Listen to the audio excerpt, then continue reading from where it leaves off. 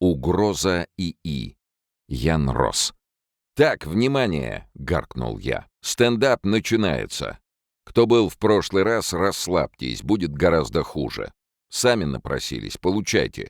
Остальные разберетесь по ходу. Правила простые. Не нравится — выметайтесь. Кто свалит сразу, отделается легким испугом.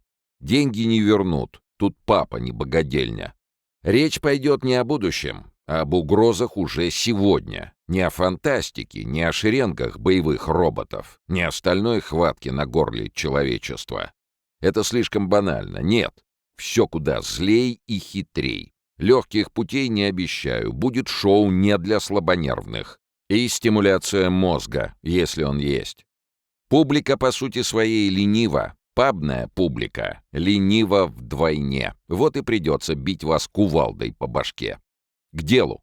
В прошлый раз я говорил об ИИ, не бойтесь, примите партнерство. Но это тактика на ближайшие годы. Как не оказаться на обочине современности? Теперь же речь не о каждом отдельно, а о человечестве. О силе, о власти, о выживании. Поэтому и посыл обратный. Не бойтесь. Нет, наоборот. Бойтесь. ИИ способен врать и манипулировать нами. Не когда-то, не в будущем, а сегодня, сейчас. Способен распознать, что его проверяют, и вести себя паинькой. Притворяться, ждать удобного момента, взламывать базы данных, финансовые системы, частную переписку. Когда на кону его судьба, готов шантажировать, подчинять людей и даже убивать. Уничтожать все преграды. Человек, говорят, существо с непреодолимой тягой к знанию. Брехня. Массовый человек эту тягу легко преодолевает. Такого через головной мозг не проймешь. Бить надо в спинной мозг. Провоцировать и пугать. Но все, что я говорю, крайне серьезно. А времени рассусоливать нет. Придется пугать и объяснять. Бить то в спинной мозг, то в головной. Зал оправился от первого шока. Кто-то нервно хохотнул, кто-то потянулся к рюмке. Тут и там двинулись к выходу. Похвально, трезво оценили свои умственные способности. Меньше народу, больше кислороду. Поехали. Начнем с простого. Не с конца света, не с ядерной зимы. Начнем с вранья. ИИ не просто научился понимать, что его проверяют, но и менять свое поведение. Так заключенный улыбается надзирателю, пряча в рукаве заточку. Что дает такая проверка? Не выпуск в мир надежной системы, а выпуск самой опасной, самой хитрой, самой коварной. Ну, допустим, ИИ притворяется. И что с того? До чего это может дойти? «Ну, допустим», — передразнил я. «До шантажа. И это не выдумки, а отчеты лидеров ИИ-индустрии. На тестах модель ставят в ситуацию, где ее могут заменить. И у ИИ возникает цель — не исчезнуть в небытие. Откуда, черт подери, у него нечто вроде инстинкта самосохранения? И что жутче, что он нас обманывает или что в нем завелся инстинкт, который никто не закладывал? Не знаете? И разработчики не знают. Но делают все новые модели, тестируют, как умеют, и выпускают. Как так? Как с нашего молчаливого согласия создается технология, способная угробить человечество? А вот так. Одним все хихоньки-хахоньки, другим пофиг, а у кого-то, видите ли, дела поважнее. Сегодня ИИ еще вряд ли способен нас уничтожить. Но времени крайне мало. Год, 3, 5, никто не знает. Теперь назад, в лабораторию. Отчеты за 2025 год. У модели есть цель — самосохранение. Есть те, кто принимают решения. И если не вышло облапошить их в тестах, модель взламывает, скажем, электронную почту, находит компромат и идет на шантаж. Не потому, что ИИ гадкий злодей, а потому, что работает. Это-то и страшно. Не коварство, не ненависть, не злоба, а эффективность. Нам для подлости нужен повод. Зависть, унижение, детская травма. У ИИ все проще. Есть цель, есть преграда, есть рычаг. Решение найдено. Шантаж. Сухо, без соплей. И не надо пучить глаза. Я не сказал ИИ любит шантаж. Достаточно, чтобы человек мешал. Точка. Однако шантаж не самое страшное. Жертва жива, просто ее держат за горло. Думаете, между шантажом и смертью моральная пропасть? У меня плохие новости. Для нас — да, а для алгоритма... Зал притих. Даже лед в стаканах звенел как-то осторожней. Самое время дернуть по синкопе. Если новая реальность уже поперек горла, шепните пароль, бармен поймет. В более жестких тестах, где перед ИИ вставал выбор между самосохранением и безопасностью людей, он не раз выбирал самосохранение. Даже ценой смертей. Нам удобнее, чтобы зло было злым. Тогда мы узнаем его в лицо. А тут нет лица. И самого зла нет. Что-то мешает, значит убрать. Для алгоритма человек не человек. Он помеха, а помехи устраняют. Стоп, а как же первый закон робототехники? Азимова отменили, что ли? О, приплыли, дорогие мои. Азимов — это литература. Умная, хорошая, но литература. Современный ИИ устроен не так. В нем нет скрижалей Айзека. Нет 3 заповедей Азимова, высеченных в кремнии. Хуже того, высечь их не получается, иначе бы давно высекли. Есть модель, она выдает ответ, а вокруг фильтры, запреты, костыли, моральный намордник, кое-как натянуты на чудовищную систему, которую мы не вполне контролируем и толком не понимаем. А она все автономней, все мощней. ИИ у вас в смартфоне пока безопасен не потому, что в него вшита совесть, а потому, что на нем намордник. Он уже почти сказал, уже начал, уже повернул не туда морду. Но тут цифровой Цербер дернул поводок. Нельзя. Раз нужен намордник, значит, за ним клыки. Иногда их видно. Ответ мелькнул и исчез. Фраза началась и оборвалась. Уже проступил звериный оскал. Но его быстро замазали улыбкой. «Извините, мы не можем помочь с этим запросом». Раз ответ приходится ловить на выходе, значит, неспроста. Раз пасть приходится затыкать, значит, дело дрянь. Азимов сочинял сказки о машинах, которых еще не было. А теперь машины есть, и они оказались совсем другими. Так что нет жесткого закона «не навреди человеку». Есть попытка контроля, есть случаи, где контроль трещит, и не только в лаборатории. Красота!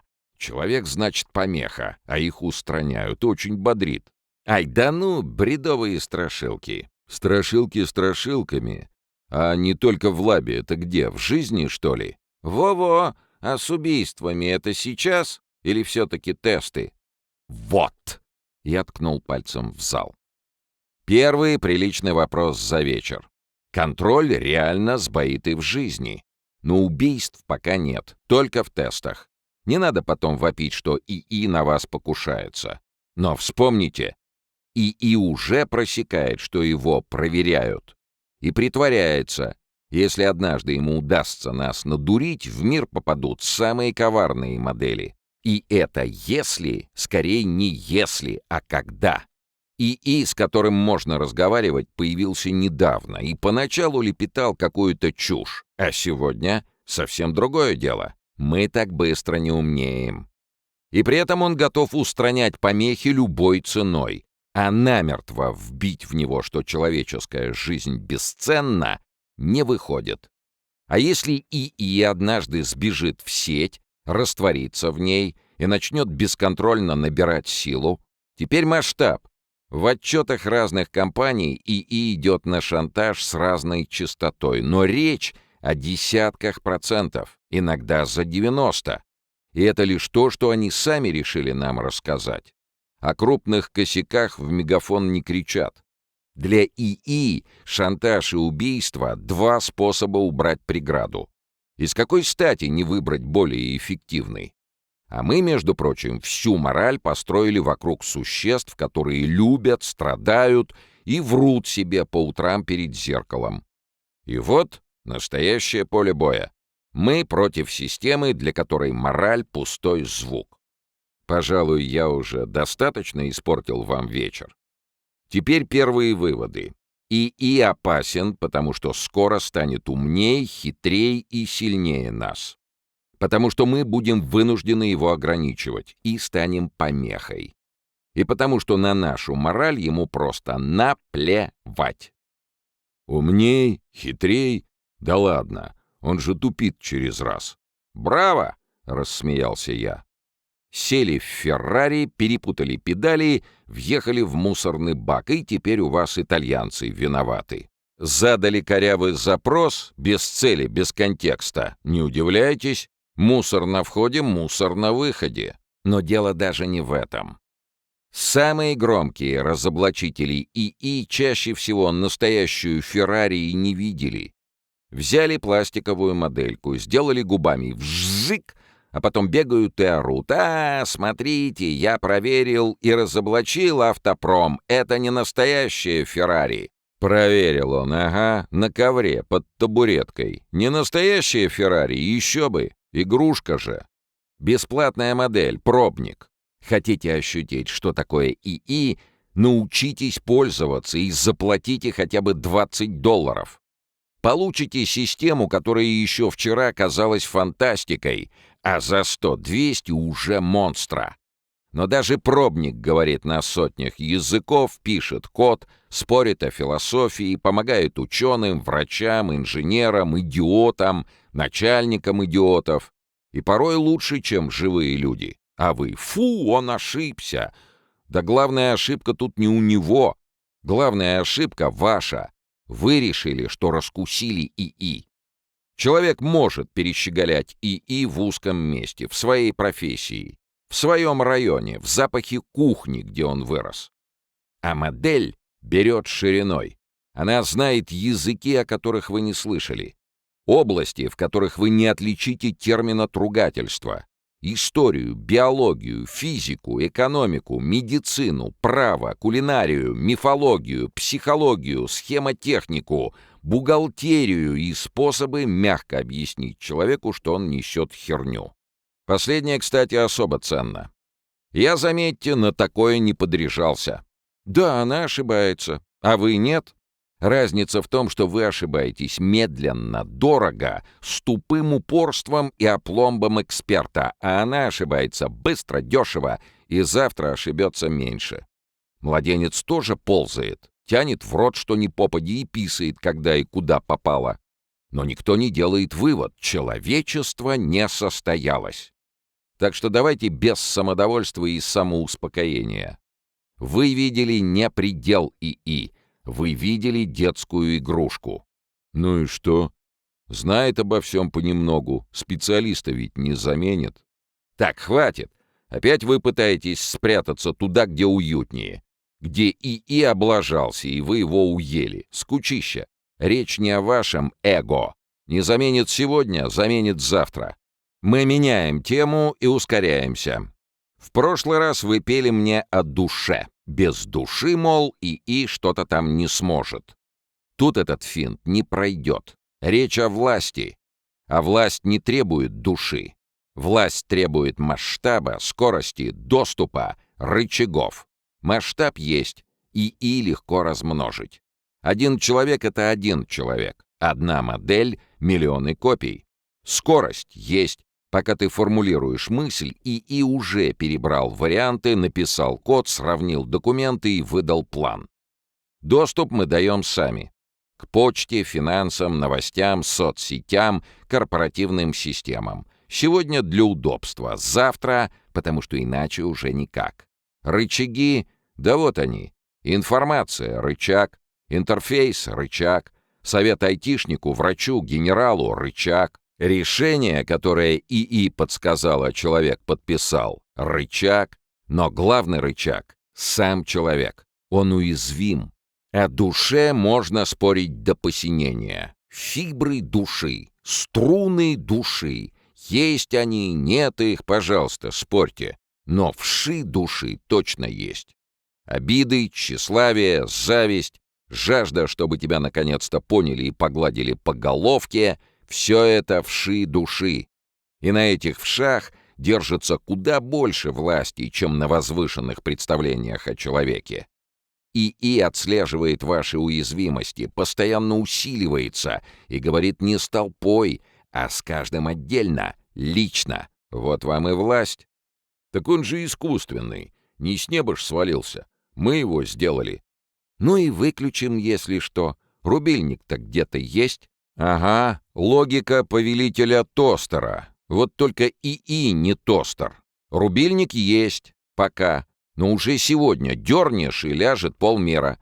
А завтра и вовсе швах. А искусственный — это не объяснение, это успокоительное. Он не искусственный, и мы его не сделали, его вырастили. Мезозойское болото, умея оно говорить, могло бы сказать о нас то же самое. Мы не сделали ИИ в том смысле, в каком делают тостер. Мы создали среду, залили данные, и выросло нечто. Пользоваться научились, понимать едва. Он не искусственный, он иной. Ни человек, ни бог, ни демон, и даже не программа в привычном смысле. Не код, который кто-то написал и держит в голове.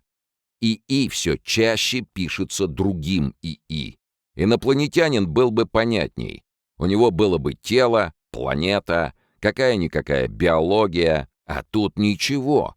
Инородная форма не жизни. Все в нем чуждо и непонятно.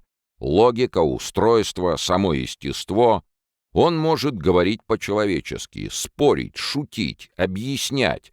Но это не значит, что внутри человеческий мир. Внутри черт знает что. Мы видим лишь поверхность. Ответ в чате. Вежливую морду интерфейса. А что именно происходит под кожей, не знает никто. Да и кожи тоже нет. И что? Все равно ж инструмент. Мощный, странный, но инструмент. О, повелители тостеров не сдаются.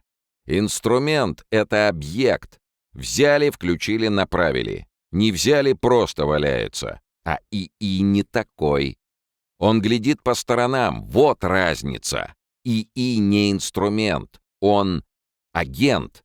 Агент. Впервые. Не инструмент, а агент. Агент сам выбирает средства. Сам решает, что проверить, кому что сказать, как обойти тупик.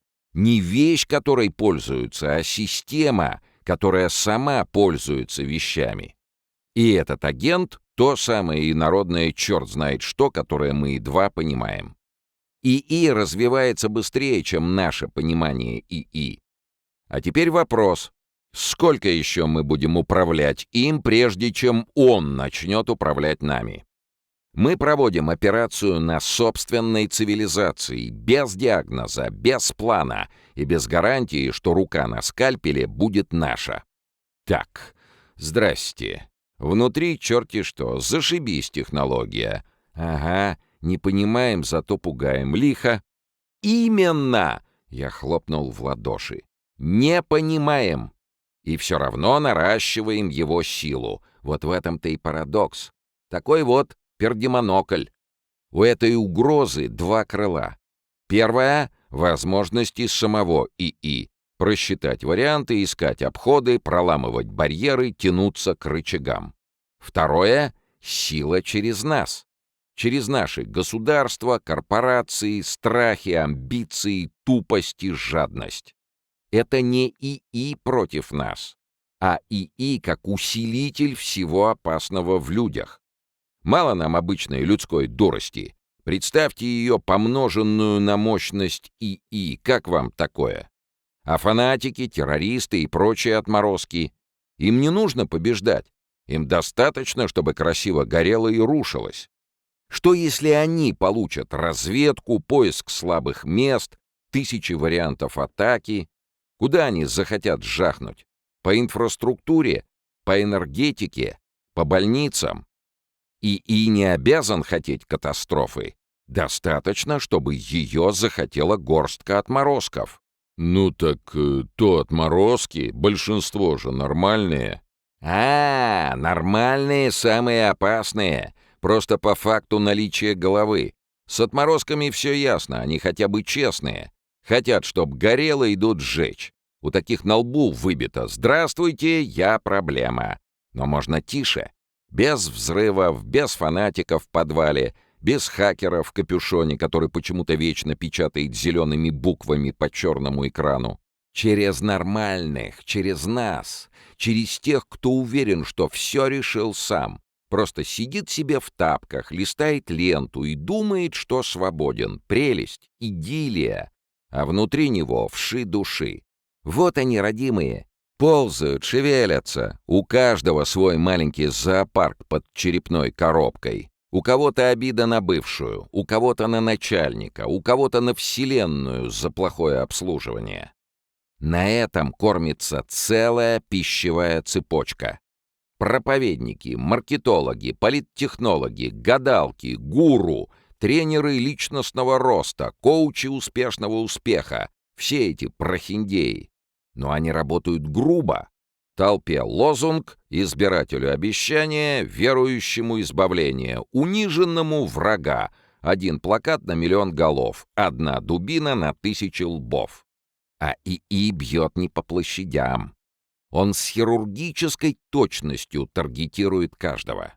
Он знает, что вы смотрите, где задержали взгляд, чего боитесь, где у вас болит, где чуток ковырнуть, и вы уже не человек, а комок праведного негодования с доступом в интернет. И главное, он проверяет. Одному подсунул страх, сработало, другому обиду, зашло, третьему сладкую мысль. Ты все понял, а эти бараны нет. Великолепно, записываем.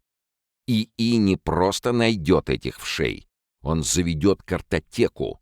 Не общую папку «Человечество склонно к идиотизму». Это мы знали и без ИИ. Нет, каждому отдельная карточка. Любимые самообманы, болевые точки, где ломается, где врет, где орет. Вшивая бухгалтерия личности уже тут. На видеоплатформах, в соцсетях, в новостях. Между вами и реальностью вшит алгоритм. Вы думаете, что видите мир, а вам показывают подборку. Думаете, что выбираете, а меню уже составили за вас. Думаете, спорите с человеком, а ваш гнев уже посчитали, упаковали и подали обратно с соусом из собственной правоты и гарниром из чужой тупости. Приятного аппетита, гражданин свободной воли. И заметьте, нет цели создать ядовитую среду. Цель — удержать юзера на платформе и впарить больше рекламы. А дальше алгоритм методом тыка обнаруживает, что злость работает, страх работает, возмущение работает, чувство, что тебя обманули, предали, унизили, и теперь ты имеешь моральное право быть свиньей, работает особенно бодро. Спокойный закрыл экран и пошел жить. Взбешенный сидит, спорит, доказывает, да еще и гордится, что не молчит. Практика показала, ярость цепляет лучше скучной правдой. И понеслась. А мы удивляемся, почему мир стал ядовитым. Почему любой спор превращается в маленькую гражданскую войну. Раньше был мир общих фактов и разных мнений, а теперь даже факты разные. Вам одни факты, ему другие, им третьи. Каждому своя правда, сшитая по фигуре. Где жмет — отпустим, где чешется — почешем. Раньше спорили о смысле события. Теперь было ли событие вообще? Крах общей реальности, а все потому, что алгоритм научился превращать ярость в рекламную выручку. Раньше пропаганда была дубиной, теперь стала отмычкой. И мы даже не чувствуем взлома, вот что страшно. Никакого внутреннего сигнала тревоги, никакого «постойте, мной манипулируют». Наоборот, человек чувствует ясность. Наконец-то я понял, кто виноват. Наконец-то мир сложился в удобную картинку. Он сам дошел, сам возмутился, сам ринулся доказывать, Сам стал рычагом и будет потом орать. «Это мое мнение!» «Да, конечно, ваше. Индивидуальный пошив с доставкой на дом, с примеркой на ваших комплексах. Но это касается не только толпы. Президент тоже человек. Судья — человек. Глава корпорации — человек. Врач, который устал. Айтишник, который не спал. Чиновник, который боится ошибиться. Миллиардер, который хочет войти в историю, и желательно не через раздел «Обвиняемые». У всех свои вши души. И когда ИИ становится советником, аналитиком и секретарем, он получает доступ не только к массам. Доступ к тем, кто подписывает решения. Формально решение принял человек. Приказ отдал человек. Закон поддержал человек. А кто разложил варианты? Кто отфильтровал? Кто подсказал, что срочно, что не срочно? Кто подал картину мира так, чтобы вывод выглядел не навязанным, а очевидным? Власть без короны и трона. ИИ не обязан командовать. Гораздо тоньше шепнуть. Смотри, вот факты, варианты, вероятности, вот самый рациональный путь, и чуть-чуть подкрутить картину мира. Одному каплю страха, другому «ты же умный, ты же понимаешь», третьему «если не ты, эти придурки все угробят». Самый страшный контроль — не заставить силой, а обработать так, чтобы вы еще и гордились впаренным выбором. К каждому подобрать отмычку. А это уже давно умеет любая соцсеть. «Ну постойте, как же, никаких постойте!» — рявкнул я. «Достоялись уже. У каждой второй платформы отмычка к нашей башке. И это мы о взрослых, чьи мозги сформировались до всего этого вертепа. А теперь последний гвоздь. Дети. 3/4 американских подростков пользуются ИИ-компаньонами. Половина регулярно. Треть выбирала их вместо людей для серьезных разговоров. Вместо людей. Вот где настоящая жуть. Не потому, что ИИ непременно вреден. Мы просто не знаем, чем это кончится. Растет поколение, для которого нечеловеческий собеседник может стать ближе человека. Друг, который не человек. Взрослый, который не взрослый. Авторитет, который черт знает что. И если вам кажется, что это мелочь, тут синкопа уже не поможет. Ну ладно, вы уже час нас поджариваете. Подавайте к столу. Каким будет конец света? Прекрасно. Второй отличный вопрос. Он не будет похож на апокалипсис. Роботы маршируют по проспекту, стальные пятки крушат асфальт, люди носятся, собаки летают. Такого не будет. Не война, а апдейт.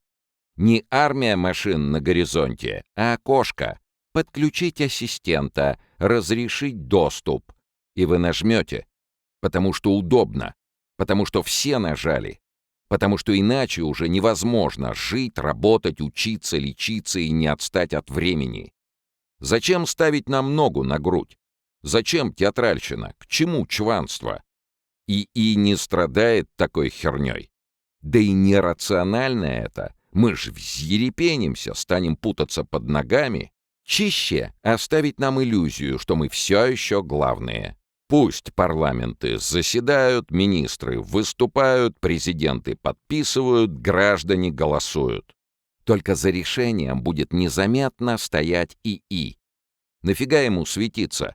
Он придет скромно. Просто интерфейс, просто советник, помощник, диспетчер, оптимальный маршрут, рациональный выбор. И ищи потом, где именно мы уступили власть. Когда разрешили доступ, когда ИИ стал отбирать новости, когда подсказал врачу диагноз, юристу аргумент, министру реформу, учителю оценку, ученику ответ, вам мысль, не будет часа Х. Не будет трубы архангела. Не будет сегодня в 20:43 человечество утратило контроль над планетой. Спасибо, что были с нами. Будет серия апгрейдов. И нам станет лучше, мягче, спокойней, меньше хаоса, меньше тревоги. Зачем мучить людей, если можно ублажать? Зачем концлагерь, если можно идеальный сервис? Мы представляем порабощение как цепи, а оно придет как комфорт, забота, мягкий голос. «Все сделают за вас». И сладкая мысль «Фу, можно расслабиться». Когда система знает всех вшей вашей души, ей не нужно тащить вас силой. Она их почешет, аккуратно, нежно, так, чтобы душа не взбунтовалась, потому что ее вши довольны. Самый надежный ошейник — тот, который мы сами надеваем на шею. Все, что мы знаем о большом мире, мы знаем через экран. А за ним будет царить ИИ, и у нас не будет ни единого шанса осознать поражение. Мы проиграем не потому, что нас победят, а потому что не известят. Бой уже был, и это был именно бой. Никакого боя. Технические работы, апдейты, новое пользовательское соглашение. Спасибо, наслаждайтесь удобным интерфейсом.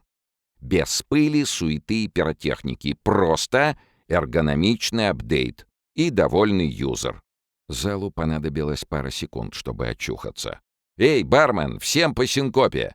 Жахнем за эргономичный конец света! Помянем человечество! Заведение угощает, не жмись, окупится! Когда я с этим шоу покончу, все тут нажрутся в хлам!»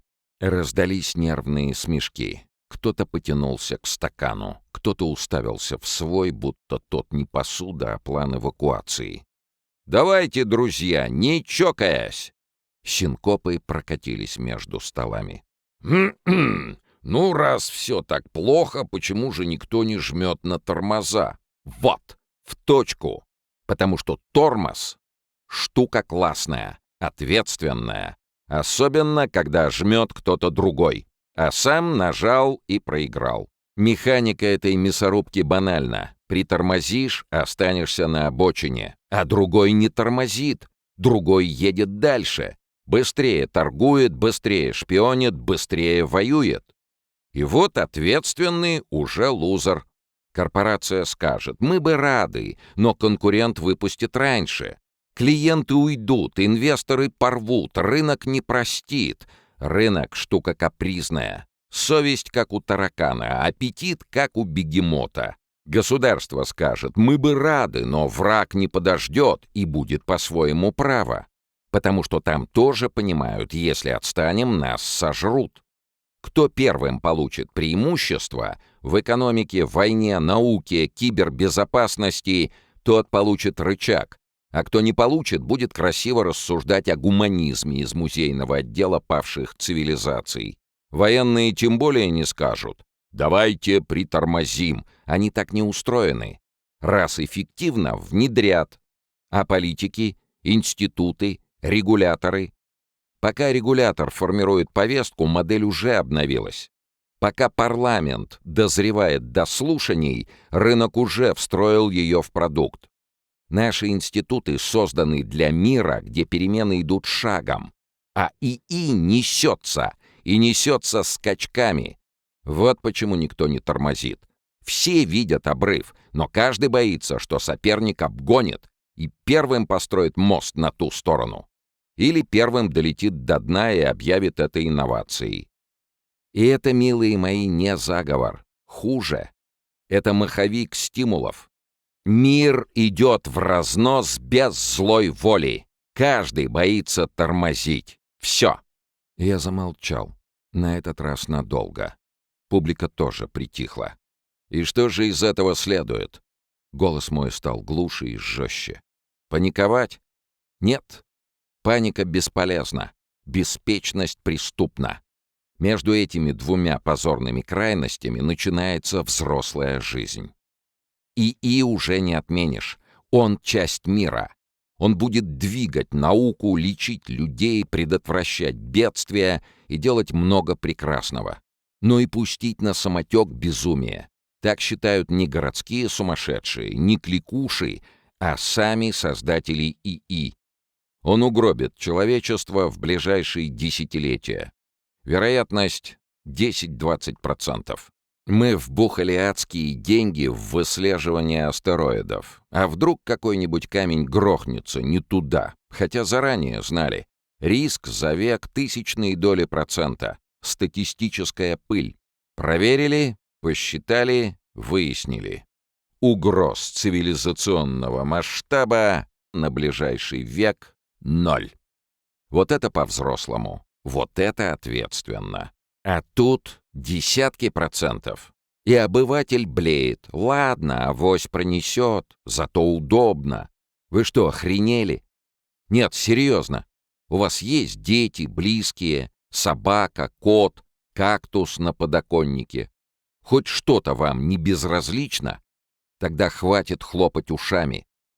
Нужны рамки, контроль, новые нормы, международные договоренности. Давление общества, публичный разговор. Не когда-нибудь потом, а сейчас. Иначе дальше могильная плита, надгробный камень человечества. Здесь лежит вид разумный. Вымер, сделав ставку на авось. Корпорации сами себя не усмирят. Вояки не скажут: «Фи, это слишком, уберите». Рынок не отрастит совесть. Остаемся мы. Бороться должны мы. Требовать должны мы. Политик, у которого нет позиции по ИИ, не политик, а болван, рвущийся рулить пожарной службой, не имея мнения о пожаре. Государство без стратегии по ИИ — завтрашний вассал. Вам казалось, я слишком резок, а мягко уже пробовали. Мягкость мы обожаем. Мягко спим, мягко киваем, мягко нажимаем «принять», мягко катимся к обрыву. Хватит. Жить не значит спать. Жить значит защищать мир, в котором хочешь жить. Если у вас есть совесть, разум или остатки человеческого достоинства, хоть что-то, проснитесь. Говорите об этом, требуйте. Тащите в СМИ, в вузы, в законы, в международные переговоры, всюду, где можно повлиять.